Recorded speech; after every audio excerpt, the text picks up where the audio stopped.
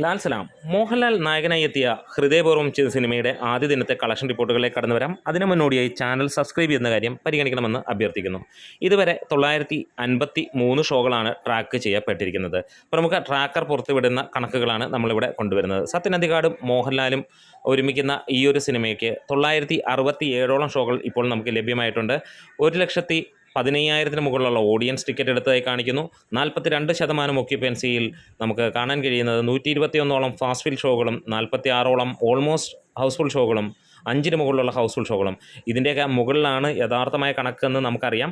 എന്താണെങ്കിലും സിനിമയുടെ ഗ്രോസ് ഇപ്പോൾ വന്നിരിക്കുന്ന കണക്കുകൾ പ്രകാരം 1,90,00,000 രൂപ കഴിഞ്ഞിരിക്കുന്നു. അതായത് 2 കോടിക്ക് അടുത്തേക്ക് ട്രാക്കേഴ്സ് മുഖാന്തരം എത്തിക്കുന്നു. അതായത് 3 കോടിയിലേക്ക് ഇന്നത്തെ കളക്ഷൻ എത്തുമെന്നുള്ള പ്രതീക്ഷ തന്നെയാണ്.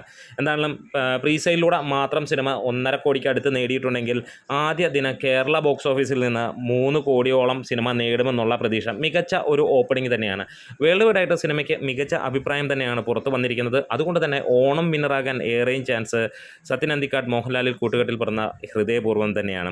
എന്തായാലും ഇന്ന് ആദ്യ ദിനം 7 കോടിക്ക് മുകളിലേക്ക് സിനിമയ്ക്ക് വേൾഡ് വൈഡ് കളക്ഷൻ ഉണ്ടാകുമെന്നുള്ളതാണ്. 10 കോടിയിലേക്ക് ടച്ച് ചെയ്യുമോ എന്നുള്ളതാണ് ഉറ്റുനോക്കുന്നത്. എന്താണെങ്കിലും നാളെ മുതൽ സിനിമയ്ക്ക് ഭീകര തിരക്ക് നമുക്ക് പ്രതീക്ഷിക്കാം. ആദ്യ ഷോകളെ